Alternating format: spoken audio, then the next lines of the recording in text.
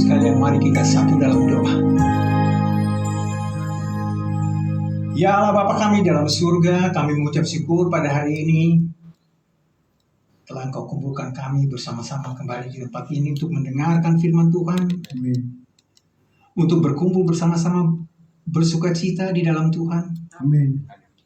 Kami juga berdoa untuk saudara-saudara kami yang di luar sana yang menyaksikan pengabaran ini melalui siaran langsung, live streaming, baik melalui YouTube ataupun Facebook.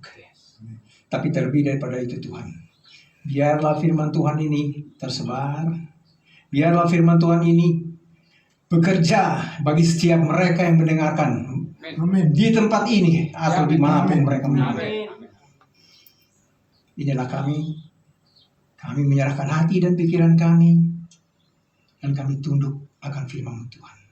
Di dalam nama Tuhan Yesus Kristus, penebus dan juru selamat kami yang bangkit dan hidup, kami mengucap syukur dan berdoa. Amin. Amin. Jemaat silakan duduk. Selamat pagi. Selamat pagi, Bapak. Ya. Salam dalam damai sejahtera Amin. Allah oleh Kristus Yesus. Saya senang sekali kalimat itu. Damai sejahtera Allah oleh Yesus Kristus. Karena ini suatu hal yang hanya kita peroleh dari Allah sendiri. Tidak ada satu manusia pun atau kuasa apapun yang dapat memberikan hal itu kepada kita. Tidak ada damai sejahtera. Banyak yang diusahakan oleh pemimpin-pemimpin dunia untuk mencapai kedamaian. Bahkan belum lama kita banyak menyaksikan di TV. Hanya satu bangsa yang merasa kedamaian sekarang ini. Saya tidak perlu sebut bangsa apa namanya.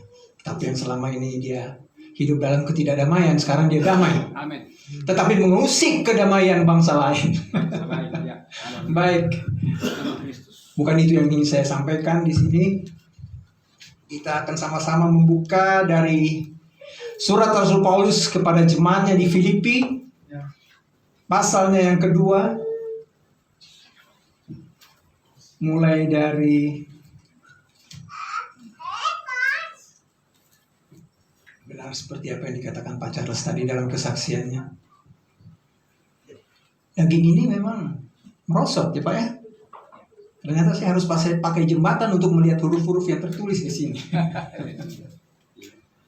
Baik, kita buka Filipi pasal 2, mulai dari ayatnya yang ke-12.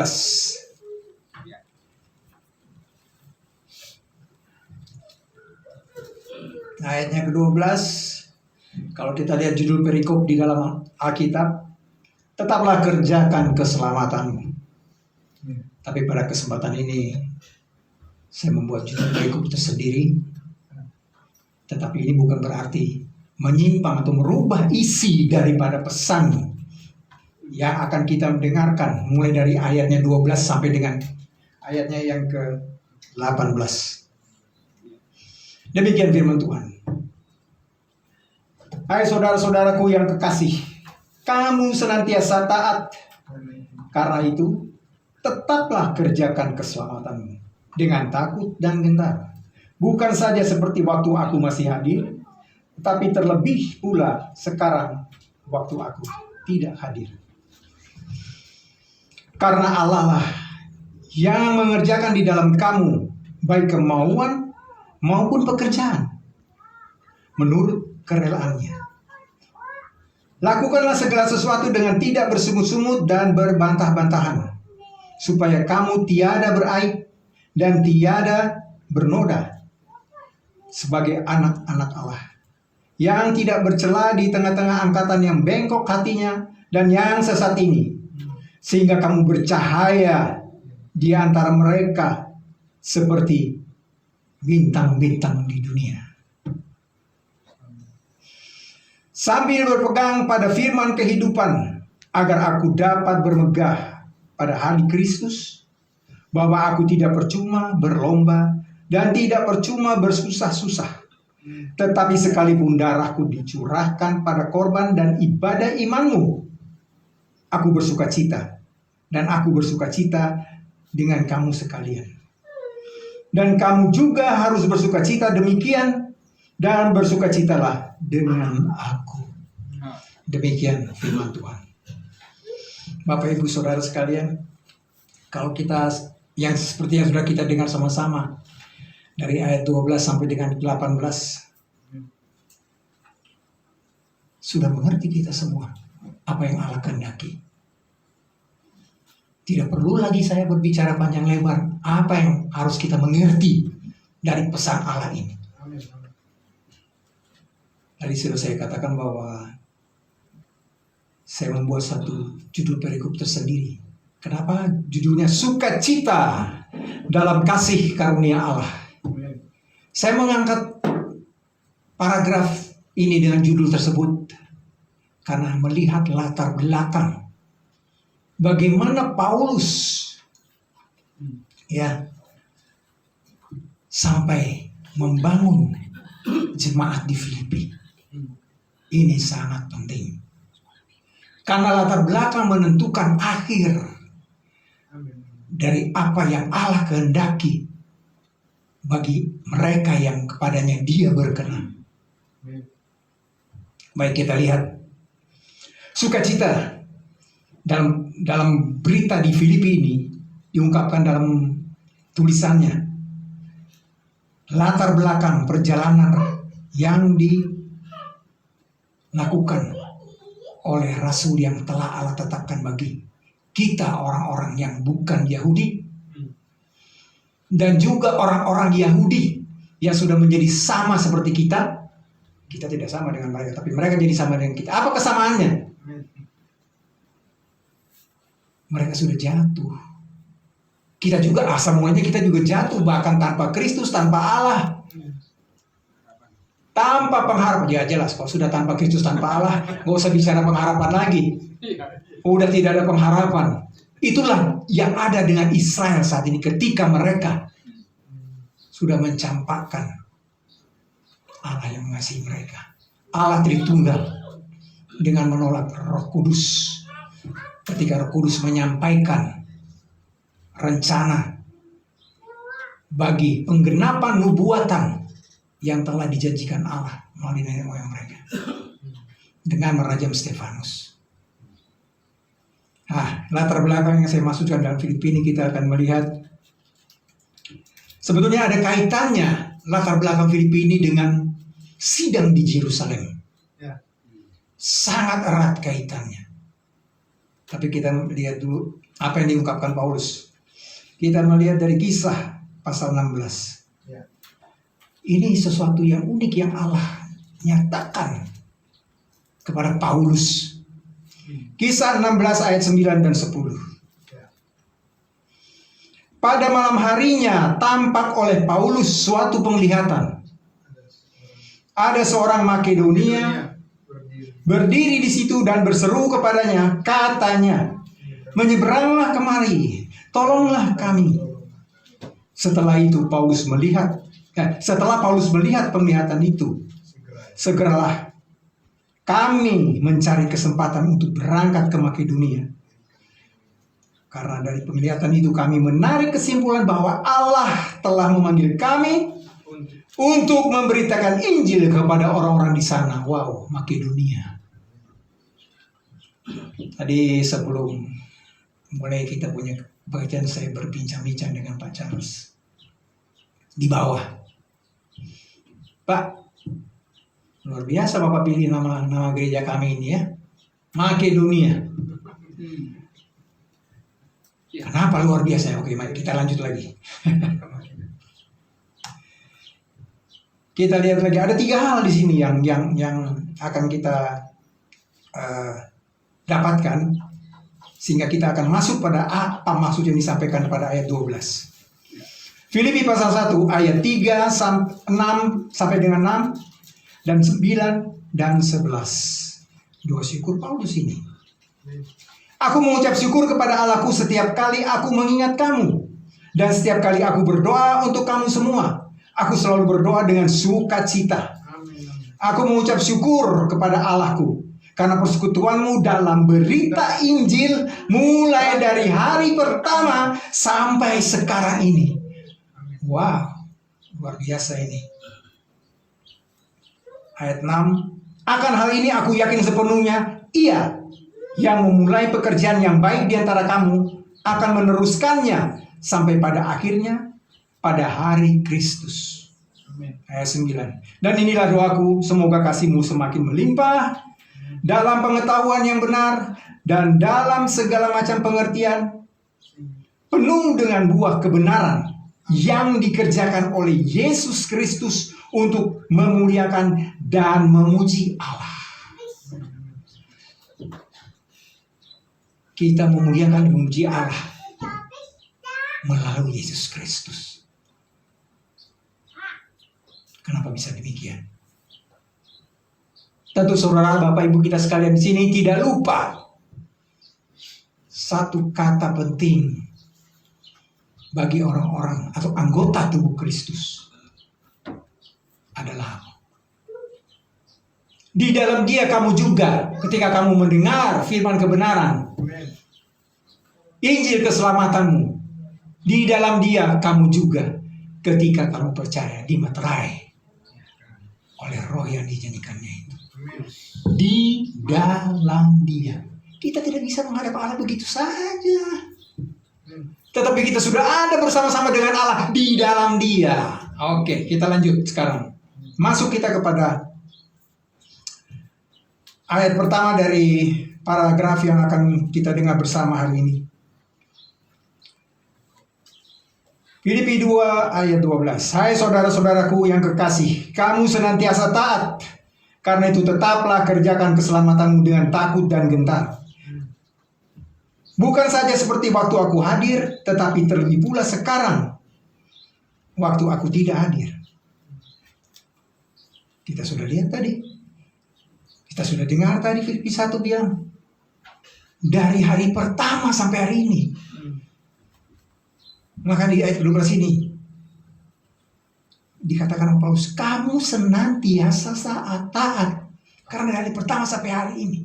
Senantiasa kerjakan terus itu berita kasih karunia. Ayat 13. Karena Allah lah yang mengerjakan di dalam kamu baik kemauan maupun pekerjaan menurut kerelaannya. Luar biasa. Ingat kata tadi, di dalam Kristus. Kristus bekerja bagi kita. Belum kelarkah pekerjaan Kristus? Kristus ingin kita mengenal Dia.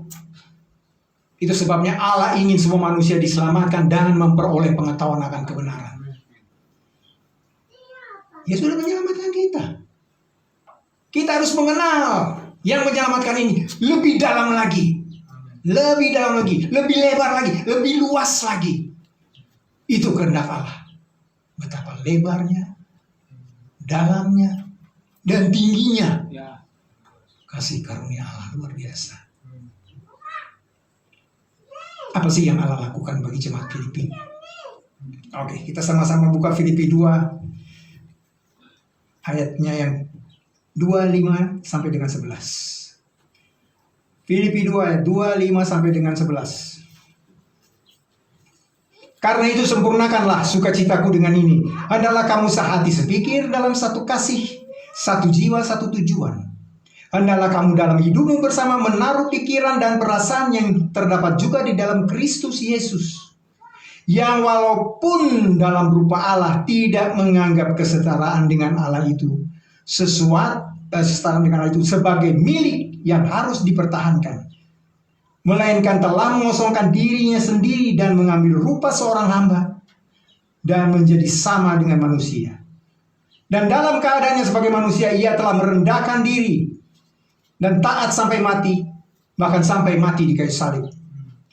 Itulah sebabnya Allah sangat meninggikan dia dan mengaruniakan kepadanya nama di atas segala nama, supaya dalam nama Yesus bertekuk lutut segala yang ada di langit dan yang ada di atas bumi dan yang ada di bawah bumi, dan segala lidah mengaku Yesus Kristus adalah Tuhan bagi kemuliaan Allah Bapa.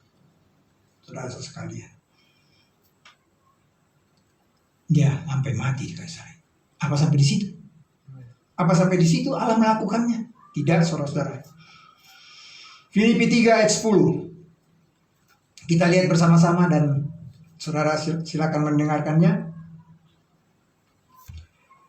Ayat 1. Akhirnya saudara-saudaraku, bersukacitalah dalam Tuhan. Wah, banyak bersukacita Filipi ini ya. Bersukacitalah dalam Tuhan. Menuliskan hal ini lagi kepadamu tidaklah berat bagiku, dan memberi kepastian kepadamu. Hati-hatilah terhadap anjing-anjing. Hati-hatilah terhadap pekerja-pekerja yang jahat.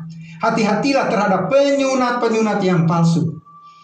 Di sini kita sudah bisa melihat Paulus sudah mulai memberikan hal-hal yang kontras yang tidak pernah ada bagi kita. Sekalipun aku juga ada alasan untuk menaruh percaya pada hal-hal lahiriah. Jika ada orang lain yang menyangka dapat menaruh percaya pada hal-hal lahiriah, aku lebih lagi. Disunat pada hari ke-8 dari bangsa Israel, dari suku Benyamin, orang Ibrani asli. Tentang pendirian terhadap hukum Taurat, aku orang Farisi. Tentang kegiatan penganiayaan jemaat, tentang kebenaran dalam mentaati hukum Taurat, aku tidak bercacat. Tetapi apa yang dahulu merupakan keuntungan bagiku, sekarang kuanggap rugi karena Kristus. Malahan segala sesuatu kuanggap rugi karena pengenalan akan Kristus Yesus Tuhanku lebih mulia daripada semuanya. Oleh karena dialah aku melepaskan semua itu dan menganggapnya sampah supaya aku memperoleh Kristus. Dan berada di dalam Dia bukan dengan kebenaranku sendiri karena mentaati hukum Taurat, melainkan dengan kebenaran karena percaya kepada Yesus, kepada Kristus, yaitu kebenaran Allah. Kebenaran yang Allah anugerahkan berdasarkan kepercayaan. Yang ku kehendaki ialah mengenal Dia dan kuasa kebangkitannya dan persekutuan dalam penderitaannya, di mana aku menjadi serupa dengan Dia di dalam kematiannya. Sempurna sudah, Dia mati dan bangkit. Dan kebangkitannya itu mempunyai kuasa yang memberikan kita kekuatan. Kita yang percaya ya. Kita yang percaya. Baik. Sekarang kita flashback lagi. Bagaimana perjalanan Paulus dulu. Ya. Kan tadi saya sudah dalam pembuka tadi saya sudah mengatakan bahwa jika bakal jemaat Filipi itu terbentuk seusai persidangan di Yerusalem, maka kita akan melihat sama-sama Kisah pasal 15. Saudara-saudara mengikuti saja, saya akan membacakannya. Beberapa orang datang dari Yudea ke Antiokhia dan mengajarkan kepada saudara-saudara di situ, jikalau kamu tidak disunat menurut adat istiadat yang diwariskan oleh Musa, kamu tidak dapat diselamatkan. Paulus bilang hati-hati pada anjing-anjing, penyunat-penyunat palsu. Nah, kita sudah baca tadi. Tetapi Paulus dan Barnabas dengan keras melawan dan membantah pendapat mereka itu.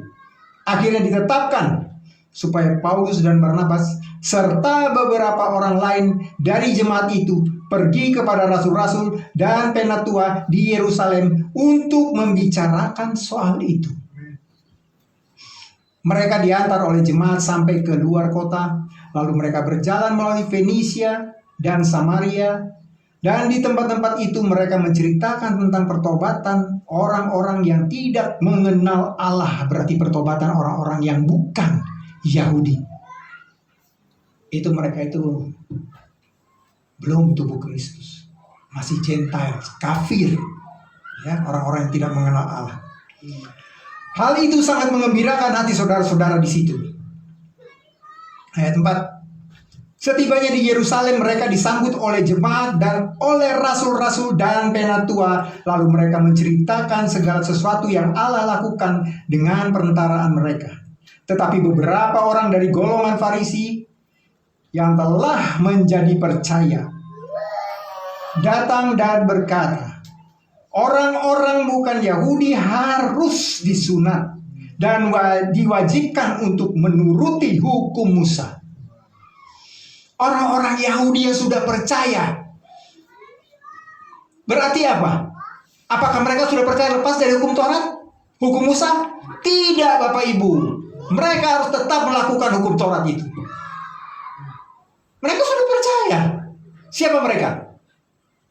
Mereka lah itu kawanan kecil. Mereka lah itulah murid-murid dari Petrus dan ke-11 rasul lainnya.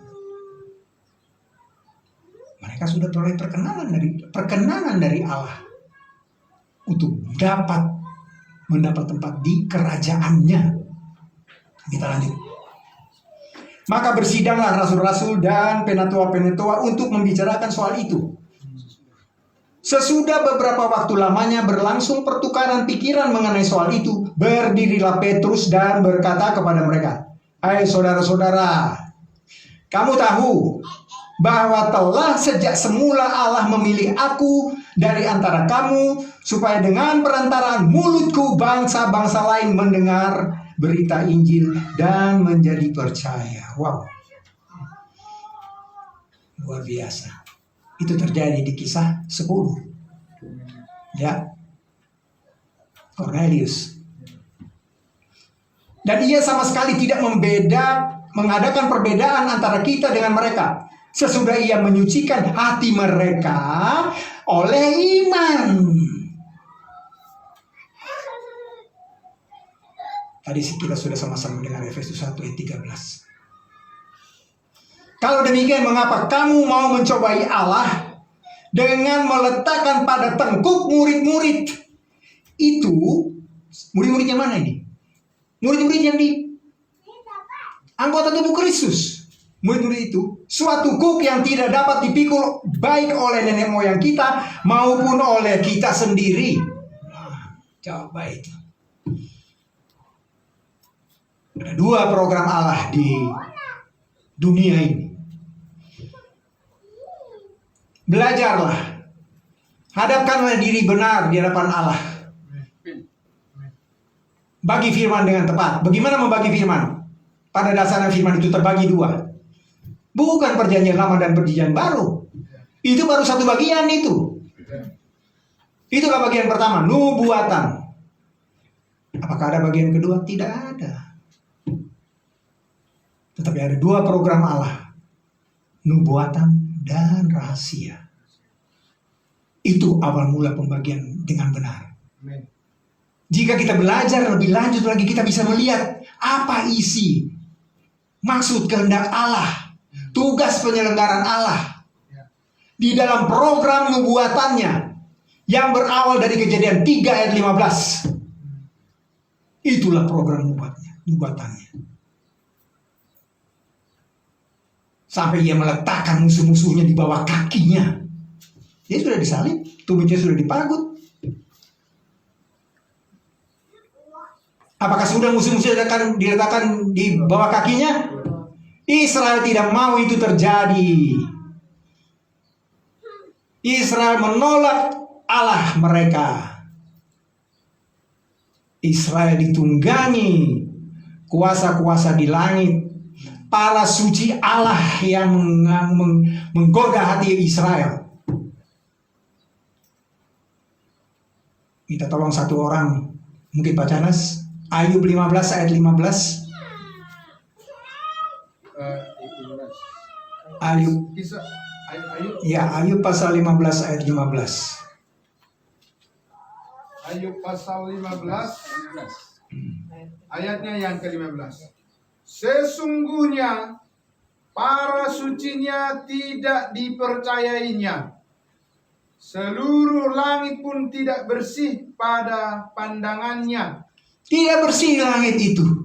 Tetapi ketika Israel menolak Allah, Allah membersihkannya dengan membuka program yang disembunyikan. Bukan program baru ini, bukan program baru. Program baru sebetulnya program nubuatan. Ini program yang terlebih dahulu sebelum dunia dijadikan. Nah, kita belajar di sini. Karena itulah yang baik dan berkenan pada Allah yang menghendaki semua orang diselamatkan dan memperoleh pengetahuan. Ini harus selalu kita ulang. Harus selalu kita ulang. Kenapa? Karena itu yang akan mendorong kita untuk mencari tahu maksud dan kehendak Allah bagi kita, orang-orang yang telah diselamatkannya, yang telah dinyatakannya. Yang sebelumnya kita ini disembunyikan, sudah dipilih sebelumnya dijadikan. Hebat sekali, kita sudah dipilih sebelumnya dijadikan. Ya, Allah memilih Kristus dan kita percaya Kristus, maka kita berada di dalam pilihan Allah. Itu yang harus kita mengerti. Allah tidak menunjuk Pak Charles ada nih, ini tidak. Yesus yang ditunjuk Allah ketika Pak Charles percaya, Pak Dallas percaya, Pak Dosi percaya, dan kita semua di sini percaya. Itulah pilihan Allah yang Allah pilih sebelum dunia dijadikan. Ini harus kita mengerti. Luar biasa kasih karunia Allah sebelum Dia menciptakan dunia. Ya, kita lanjut. Kita kembali ke latar belakang Filipi ini. Sebaliknya kita percaya bahwa oleh kasih karunia Tuhan Yesus Kristus kita akan beroleh keselamatan sama seperti mereka juga. Siapa kita ini? Itu kawanan kecil. Ya. Maka diamlah seluruh umat itu, lalu mereka mendengarkan Paulus dan Barnabas menceritakan segala tanda dan mujizat yang dilakukan Allah dengan perantara mereka di tengah-tengah bangsa lain. Setelah Paulus dan Barnabas selesai berbicara, berkatalah Yakobus, "Hai saudara-saudara, dengarkanlah aku." Ini paling vokal. Ya Pak Charles, tunjukkan imanmu. Aku bisa menunjukkan imanku dari perbuatanku. Wah, inilah orangnya. Ya. Setelah Paulus dan Barnabas selesai bicara, berkatalah Yakobus, "Hai saudara-saudara, dengarkanlah aku. Simon telah menceritakan bahwa sejak semula Allah menunjukkan rahmat-Nya kepada bangsa-bangsa lain, yaitu dengan memilih suatu umat dari antara mereka bagi namanya.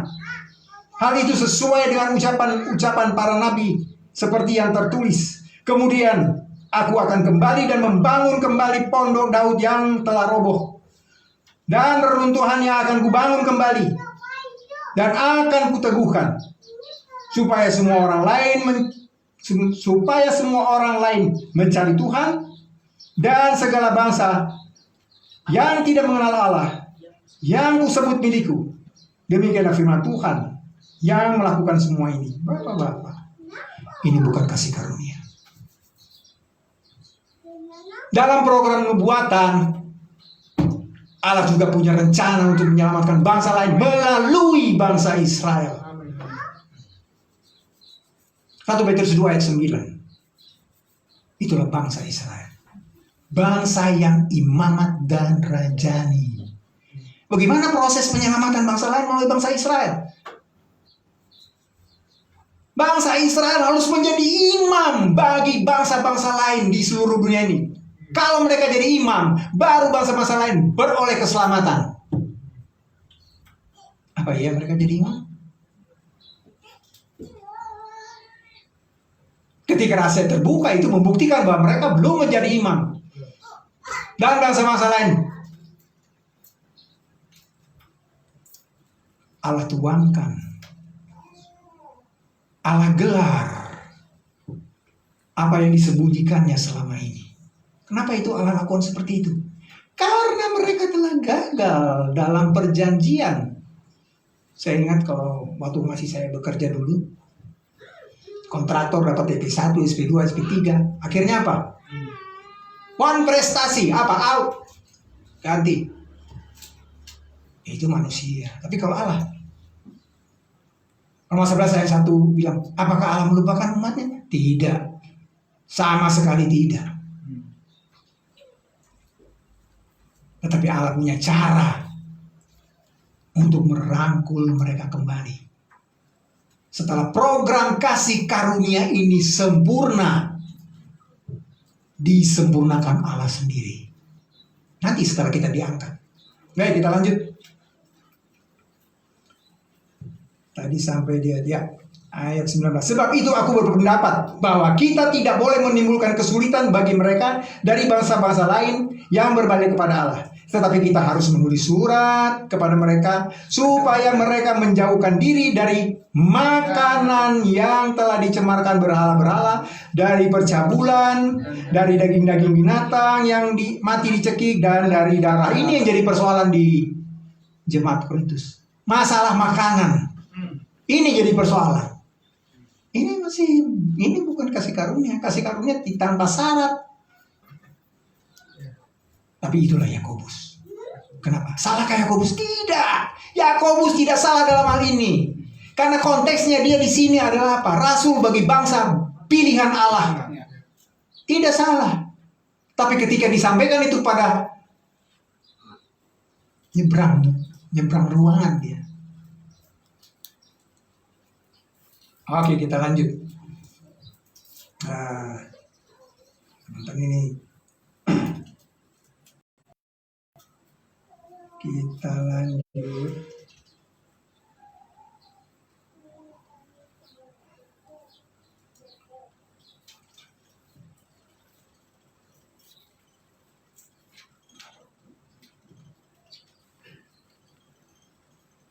Ayat makan berhala-berhala, dari percabulan, dari daging binatang yang mati dicekik, dan dari darah. Ayat 21. Sebab sejak zaman dahulu hukum Musa diberitakan di tiap-tiap kota, dan sampai sekarang hukum itu dibacakan tiap-tiap hari Sabat di rumah ibadat. Jadi walaupun mereka sudah selamat, sudah percaya, mereka sudah menjadi bagian yang memperoleh perkenan Allah, mereka yang mereka yang disebut kawanan kecil,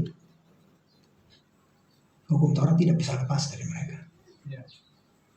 Mereka tetap berada di bawah hukum Taurat.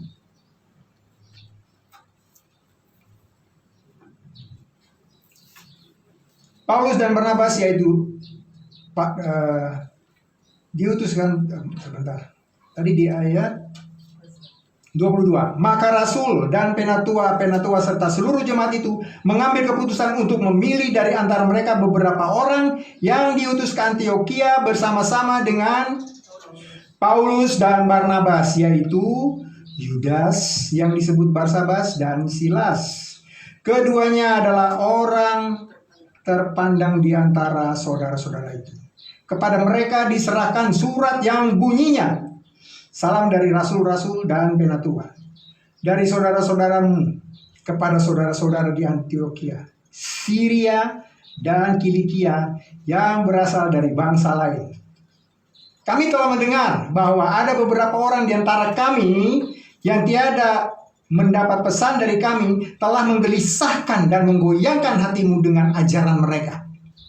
Sebab itu, dengan bulat hati kami telah memutuskan untuk memilih dan mengutus beberapa orang kepada kamu bersama-sama dengan Barnabas dan Paulus yang kami kasihi, yaitu orang yang telah mempertaruhkan nyawanya karena nama Tuhan kita Yesus Kristus.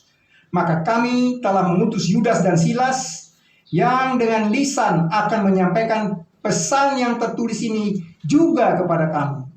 Sebab adalah keputusan Roh Kudus dan keputusan kami, supaya kepada kamu jangan ditanggungkan lebih banyak beban daripada yang perlu ini. Kamu harus menjauhkan diri dari makanan yang dipersembahkan pada berhala, dari darah, dari daging binatang yang mati dicekik, dan dari percabulan.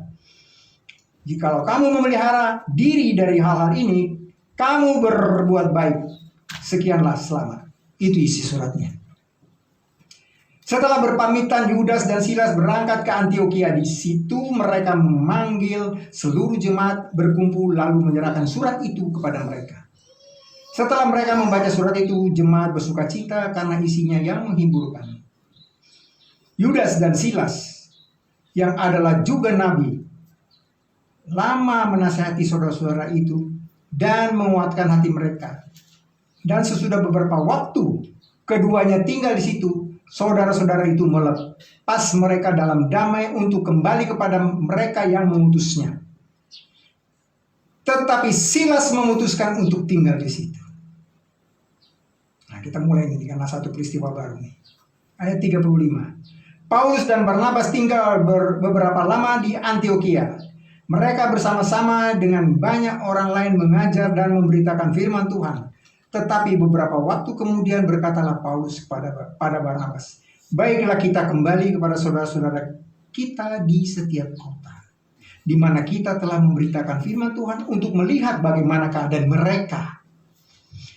Barnabas ingin juga membawa Yohanes yang disebut Markus, tetapi Paulus dengan tegas berkata bahwa tidak baik membawa serta orang yang telah meninggalkan mereka di Pamfilia dan tidak mau turut bekerja bersama-sama dengan mereka. Apa itu alasan yang benar? Kita lanjut. Hal itu menimbulkan perselisihan yang tajam sehingga mereka berpisah, dan Barnabas membawa Markus juga sertanya belayar ke Siprus. Tetapi Paulus memilih Silas, dan sesudah diserahkan oleh saudara-saudara itu kepada kasih karunia Tuhan. Nah ini perhatikan nih. Dan sesudah diserahkan oleh saudara-saudara itu kepada kasih karunia Tuhan. Dalam cerita ini kita melihat ada satu hal yang kelihatannya hampir nggak kelihatan, tapi kelihatan, ya, samar. Ya. Di ayat 34 tadi dikatakan, tetapi Silas memutuskan untuk tinggal di situ. Ya, jadi bukan sebelumnya sudah kau tinggal, kata Paulus tidak ada hubungan dalam hal itu. Lalu di ayat 40. Tetapi Paulus memilih Silas dan sudah diserahkan oleh saudara-saudara itu kepada kasih karunia. Artinya apa? Silas tidak berada di bawah program nubuatan atau program di bawah hukum Taurat. 41. Berangkatlah ia mengelilingi Syria, Kilikia sambil meneguhkan jemaat-jemaat di situ. Nah, itu latar belakang dari peristiwa setelah sidang di Yerusalem yang berhubungan dengan tidak terkaitnya kasih karunia di dalam program rahasia Allah dengan hukum Taurat di dalam program nubuatan Allah. Rahasia adalah rahasia dan itu dinyatakan, itu isinya. Nubuatan adalah nubuatan yang dinyatakan dan akan digenapi. Belum selesai nubuatan itu. Kita tidak bisa campur aduk program Allah. Tetapi Allah mengambil sikap karena penolakan umat pilihan terhadap programnya. Dan sikap Allah itu adalah kasih karunia bagi kita. Oke. Sekarang kita masuk di Kisah pasal 16. Nah, ini cikal bakalnya Filipi di sini. Kisah pasal 16 ayat pertama. Paulus datang juga ke Derbe dan ke Listra. Di situ ada seorang murid bernama Timotius. Ibunya adalah seorang Yahudi dan telah menjadi percaya. Sedangkan ayahnya seorang Yunani.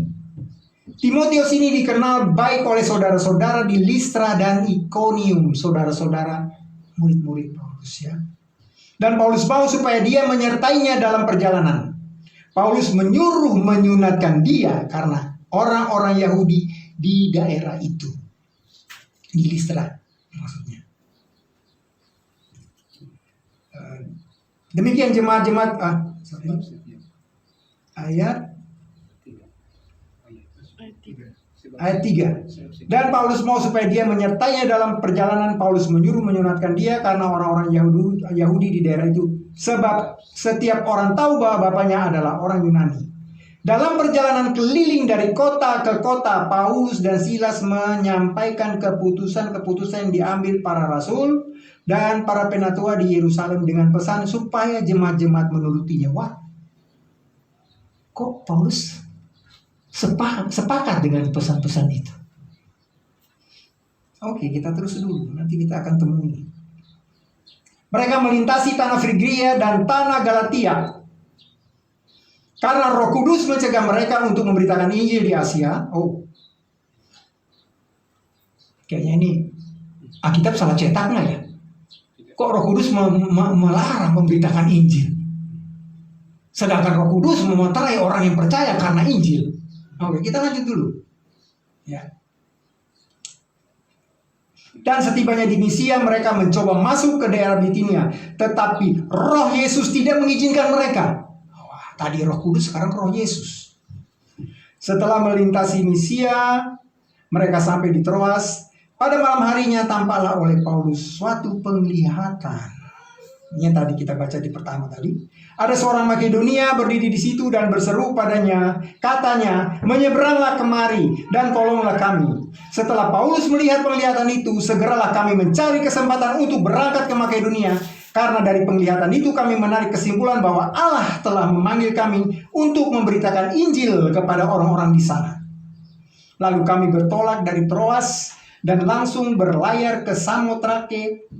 Dan keesokan harinya tibalah kami di Neapolis. Dari situ kami ke Filipi, kota pertama di bagian Makedonia ini. Suatu kota perantauan orang Roma, di kota itu kami tinggal beberapa hari. Ayat 13. Pada hari Sabat kami keluar pintu gerbang kota. Kami menyusur tepi sungai dan menemukan tempat sembahyang Yahudi yang sudah kami duga ada di situ. Setelah duduk kami berbicara pada perempuan-perempuan yang ada dan berkumpul di situ. Kita lihat ayat 13 ini, berarti Filipi nggak ada sinagog ya. Di Filipi tidak ada rumah ibadat Yahudi, sehingga mereka mesti keluar dari kota. Tadi ada hal yang menarik perhatian kita semua. Ayat 6 dan 7 dari Kisah pasal 16. Roh Kudus mencegah dan Roh Yesus tidak mengizinkan memberitakan Injil. Mengapa demikian? Apa sebabnya itu terjadi? Kita sama-sama membuka dari kitab Roma pasal 15. Kita sama-sama membuka kitab Roma pasal 15.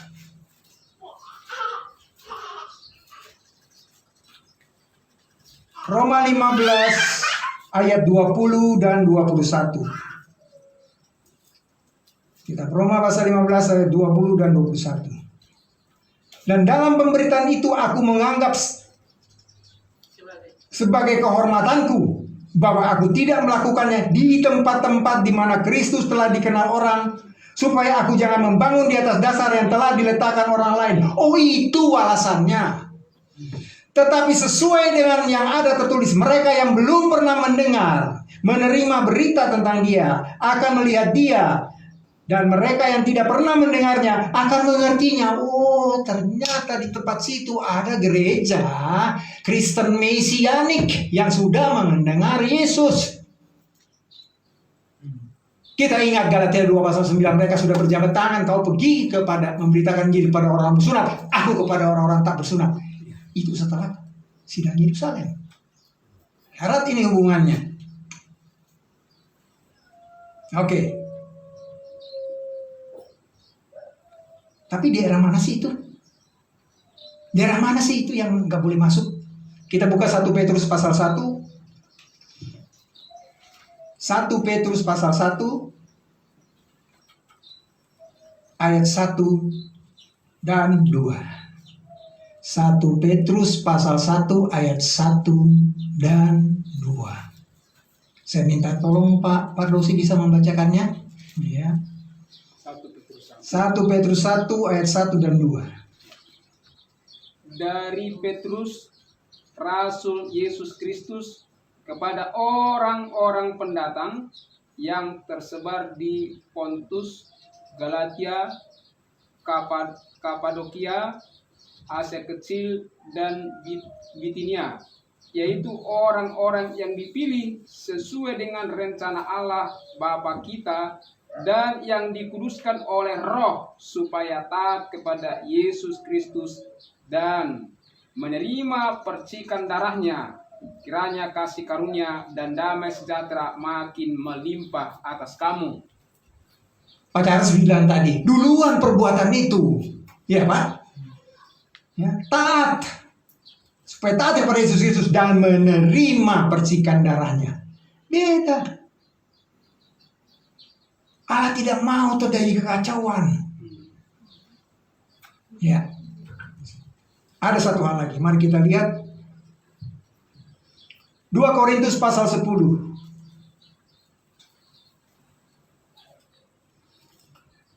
Kitab 2 Korintus pasal 10 ayat 2 sampai dengan 17. 2 Korintus 10 ayat 12 sampai 17. Demikian firman Tuhan. Memang kami tidak berani menggolongkan diri kepada atau membandingkan diri dengan orang-orang tertentu yang memujikan diri sendiri. Mereka mengukur diri dengan ukuran mereka sendiri dan membandingkan dirinya dengan diri mereka sendiri. Alangkah bodohnya mereka. Sebaliknya kami tidak mau bermegah melampaui batas, melainkan tetap berada di dalam batas-batas daerah kerja yang dipatok Allah bagi kami, yang meluas sampai kepada kamu. Perhatikan, ada daerah yang sudah dipatok Allah yang tadi makanya Roh Kudus dan Roh Yesus melarang mereka masuk. Sebab dalam memberitakan Injil Kristus kami telah sampai kepada kamu, sehingga kami tidak melewati batas kerja kami seolah kami belum sampai kepada kamu. Kami tidak bermegah atas pekerjaan yang dilakukan oleh orang lain di daerah kerja yang tidak dipatok untuk kami. Tetapi kami berharap bahwa apabila imanmu makin bertumbuh, kami akan mendapat penghormatan lebih besar lagi di antara kamu. Jika dibandingkan dengan daerah kerja yang dipatok untuk kami. Ya, kami hidup supaya kami dapat memberitakan Injil di daerah-daerah yang lebih jauh daripada daerah kamu, dan tidak bermegah atas hasil-hasil yang dicapai orang lain di daerah kerja yang dipatok untuk mereka. Jelas ya? Injil orang bersunat dan Injil orang tidak bersunat punya tempat dan daerahnya masing-masing. Allah yang menentukan itu di dalam Kristus. Roh Kudus bekerja dan mencegah. Roh Yesus melarang. Apakah sekarang itu Allah bekerja kepada kita seperti itu? Apakah Allah bekerja seperti itu bagi kita sekarang ini, di masa kasih karunia yang sekarang ini? Kita akan lihat nanti. Ayat 17, tetapi barang siapa bermegah, hendaklah ia bermegah di dalam Tuhan. Bapak Ibu sekalian, daerah yang telah dipatok Allah, kecuali, ada kecuali ini. Kita melihat lagi nih. Kita kembali ke Kisah Rasul pasal 9.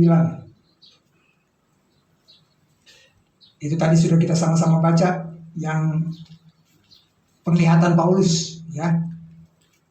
Itu di Filipi. Datanglah kemari, tolonglah kami. Kedua di Korintus. Kisah 18, Kisah Rasul 18. Tetapi ketika orang-orang itu memusuhi dia dan menghujat, ia mengebaskan debu dari pakaiannya dan berkata kepada mereka, biarlah darahmu tertumpah ke atas kepalamu sendiri, aku bersih, tidak bersalah. Mulai dari sekarang aku akan pergi kepada bangsa-bangsa lain. Ada orang-orang Yahudi yang diberitakan Injil kasih karunia oleh Paulus. Orang-orang Yahudi yang juga tidak percaya Injil yang diberitakan Petrus, Injil orang bersunat. Itu orang Yahudi yang bebas. Itu orang Yahudi yang sama seperti orang-orang kafir, yang seharusnya mereka beroleh keselamatan karena itu kehendak Allah. Tapi mereka menolak. Maka keluarlah ia dari situ, lalu datang ke rumah seorang yang bernama Titius Justus, yang beribadah kepada Allah, dan yang rumahnya berdampingan dengan rumah ibadat. Tetapi Krispus, kepala rumah ibadat itu, menjadi percaya kepada Tuhan bersama-sama dengan seisi rumahnya.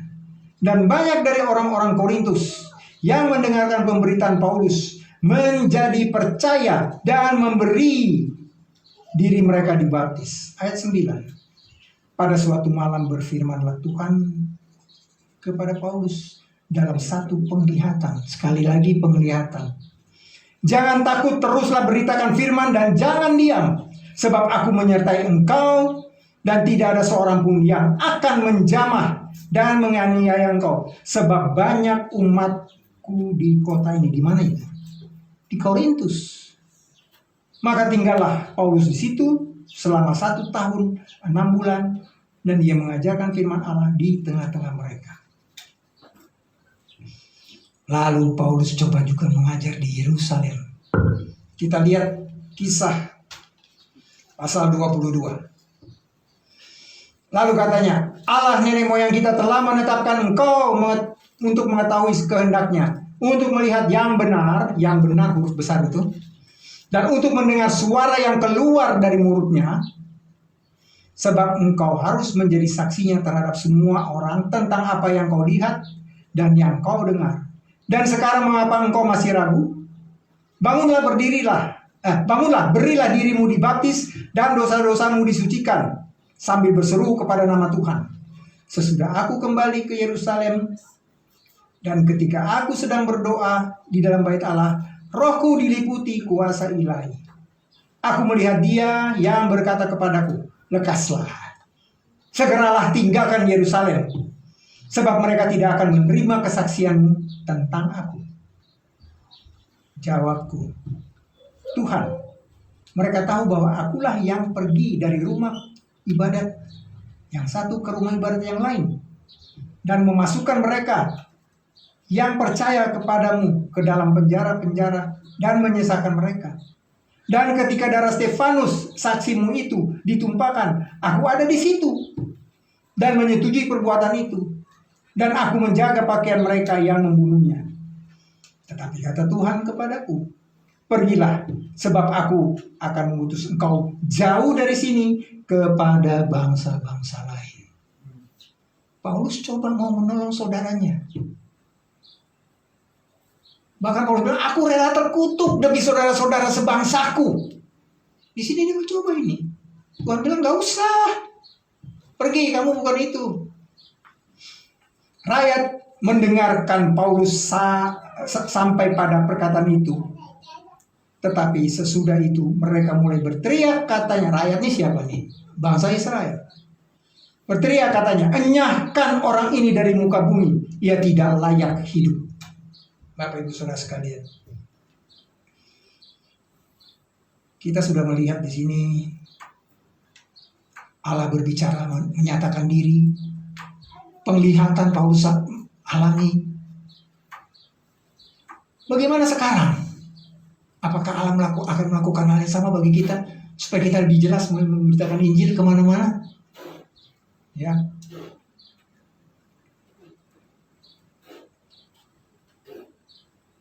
Kita baca 1 Korintus pasal 13.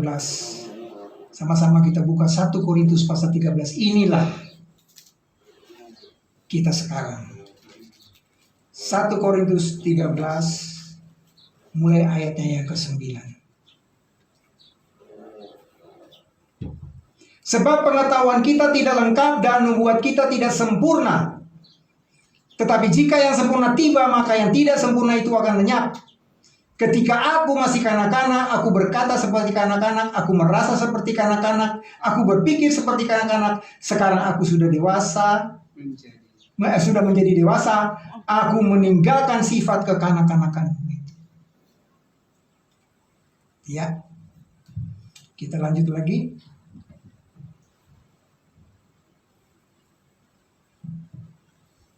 Tetapi jika yang sempurna tiba, maka yang tidak sempurna akan lenyap. Apa yang sempurna? Ketika belum sempurna, Paulus dituntun-tuntun seperti anak-anak. Ada yang manggil, hai nanti ikut. Ada, jangan masuk sini, nggak boleh. Gimana sih kalau kita menuntun anak-anak kita? Ya, nanti dulu kamu, nanti dulu belum. Tetapi ketika yang sempurna itu tiba, lengkap wahyu rahasia Allah pada Paulus. Tidak ada lagi akan Allah tunjukkan penglihatan-penglihatan. Tidak ada penyataan-penyataan. Tidak ada lagi kesembuhan-kesembuhan. Kita jadi mengerti apa yang kita mengerti. Sempurna sudah. 13 surat. Bahkan Paulus menulis segala sesuatu yang diilhamkan Allah. Di 2 Timotius 3 ya, ayat 16. Segala sesuatu yang diilhamkan Allah bermanfaat untuk mereka. Jadi tidak hanya 13 surat. Dari Kejadian sampai Wahyu sudah sempurna kita dapat ini. Cuma kita sekarang ini lebih sempurna lagi, lebih praktis nih kita. Kalau mereka dulu salin surat-surat itu, saudara-saudara, disalin. Oke, ya, bagi-bagi. Makanya gulungan-gulungan, banyak gulungan kembar ditemukan-temukan. Itu kenapa? Karena itulah yang beredar zaman dulu. Oke, jadi kita tahu ya, kenapa sampai Roh Kudus bertindak, membatasi jangan masuk, nggak boleh ke sana, nggak boleh ke situ. Karena belum yang sempurna itu belum tiba. Sekarang kita masuk kepada perikop kita. Filipi pasal 2 ayat 18. Maka lakukanlah segala sesuatu dengan tidak bersungut-sungut dan berbantah-bantahan. Kita tahu jemaat Filipi ini banyak orang-orang yang sok ngerti atau yang penyusup-penyusup dari dalam sendiri. Justru di sini lebih kepada orang-orang yang tidak ada orang Yahudi. Mungkin sedikit kalau ada Yahudi. Tapi ini mereka yang belum percaya dari bangsa-bangsa lain. Makanya dikatakan Paulus dalam pasal tadi, anjing. Coba kita lihat Filipi 1 ayat 15. Filipi 1 ayat 15 sampai dengan 18. Ada orang yang memberitakan Kristus karena dengki dan perselisihan. Tetapi ada pula yang memberitakannya dengan maksud baik. Mereka ini memberitakan Kristus karena kasih. Sebab mereka tahu bahwa aku ada di sini untuk membela Injil. Tetapi yang lain karena kepentingan sendiri dengan maksud yang tidak ikhlas, sangkanya dengan demikian mereka memperberat bebanku dalam penjara. Tetapi tidak mengapa, sebab bagaimanapun juga Kristus diberitakan baik dengan maksud palsu maupun dengan maksud jujur. Tentang hal itu aku bersukacita dan aku tetap bersukacita. Kita pun di sini bersukacita. Amin. Bapak Ibu Saudara sekalian, apakah kemelut yang ada di jemaat Filipi, Galatia, dan semua jemaat-jemaat orang-orang atau anggota tubuh Kristus yang dulu sampai sekarang ini berbeda? Sekarang kita lagi menghadapi hal yang sama. Kita sedang menghadapi hal yang sama. Tetapi tanamkan dalam hati kita apa yang dikatakan dalam ayat 18 dari Filipi pasal 1. Tetapi tidak mengapa, sebab bagaimanapun juga Kristus diberitakan baik dengan maksud palsu maupun dengan jujur. Tentang hal itu aku bersukacita dan tetap bersukacita. Karena apa? Karena Injil adalah kekuatan Allah yang menyelamatkan semua orang yang percaya, baik Yahudi maupun Yunani. Injilnya, pengetahuan kita boleh beda, tapi bukan berarti kita masa bodoh dengan pengetahuan itu. Kenapa? Karena kehendak Allah masa saat ini semua orang diselamatkan dan memperoleh pengetahuan akan kebenaran. Jadi hanya di gereja ini, semoga tidak. Kita harus belajar. Semoga ada di gereja-gereja yang juga menekankan betapa pentingnya pengetahuan akan kebenaran. Selamat penting. Tapi jangan lupa keselamatan itu pemberian. Keselamatan itu gratis, cuma-cuma. Kenapa cuma-cuma? Karena Allah yang bekerja di situ. Amin. Dan Allah memberikan rohnya yang kudus bagi kita, mendampingi kita. Untuk apa? Untuk kita beroleh hikmat pengertian dari pengetahuan yang Allah sudah berikan. Jadi tidak ada lagi Allah memberikan penampakan, tidak lagi Allah memberikan nubuat-nubuat yang tambahan yang lebih dari apa yang pernah sudah tertulis di sini. Tidak lagi, ini udah sempurna ini. Inilah yang sempurna. Amin. Bicara kesembuhan, baca di sini, baca dan mengerti. Bicara masalah financial, ekonomi, kesulitan keuangan, Paulus bilang, aku tahu apa itu kekurangan dan aku tahu apa itu kelimpahan. Dari mana dia tahu? Dari wahyu rahasia Allah yang ada di sini, yang dibukakan kepada Rasul Paulus. Segala lini kehidupan semua telah ada di sini. Kalau ada yang bertanya kepada saudara-saudara dan saya, bagaimana jemaat Gerika, Pak Charles, Pak Parosi, Pak Dallas, ini saya punya persoalan ini. Oh, tanya sama Tuhan. Tanya sama Tuhan. Saya mohon maaf, saya belum belajar sampai situ. Tanya sama Tuhan. Berarti orang yang berkata demikian, ini bukan firman Tuhan. Saya peringatkan sama orang-orang yang berkata seperti itu dari atas mimbar ini. Kenapa? Siapa kamu mau bertanya sama Tuhan? Tuhan akan menyelidiki hatimu. Roma 2 ayat 16. Pada hari Tuhan, Tuhan yang akan menyelidiki. Bukan kamu menyelidiki kebenaran dan bertanya pada Tuhan. Dosa besar. Wah, binasa dong kalau gitu. Enggak lah. Pekerjaanmu aja yang kebakar, kamu tidak. Kamu selamat, tapi seperti dari dalam api. Keselamatan itu pemberian cuma-cuma, Bapak Ibu. Paulus seorang jahat, habis berbuat jahat akan berbuat jahat dan diselamatkan. Kita yang tidak tanpa Kristus, tanpa Allah, tanpa pengharapan. Waduh. Kita berdosa bukan oleh dosa yang kita buat, tetapi maut itu menjalar oleh karena dosa satu orang. Maka kita jadi berdosa. Allah selamatkan. Allah telah memilih orang untuk orang-orang seperti kita. Siapa orangnya? Wah, lebih parah dari kita orangnya. Dia yang pertama, Paulus bilang, wah, dari semua yang berdosa, dia yang paling berdosa. Mau bilang lagi kita berdosa. Ada yang lebih berdosa. Siapa? Dia itu yang Allah pilih untuk memimpin kita. Memimpin kemana? Kepada kebenarannya, mengenal akan kebenaran Allah. Setelah diselamatkannya melalui kasih karunia yang hanyalah sebuah pemberian cuma-cuma.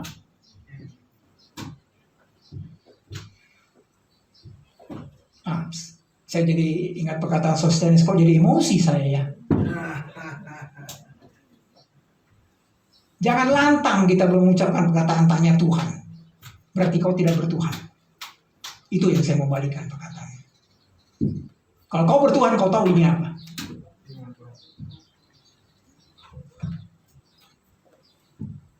Coba Bapak belajar lagi firman kebenaran itu.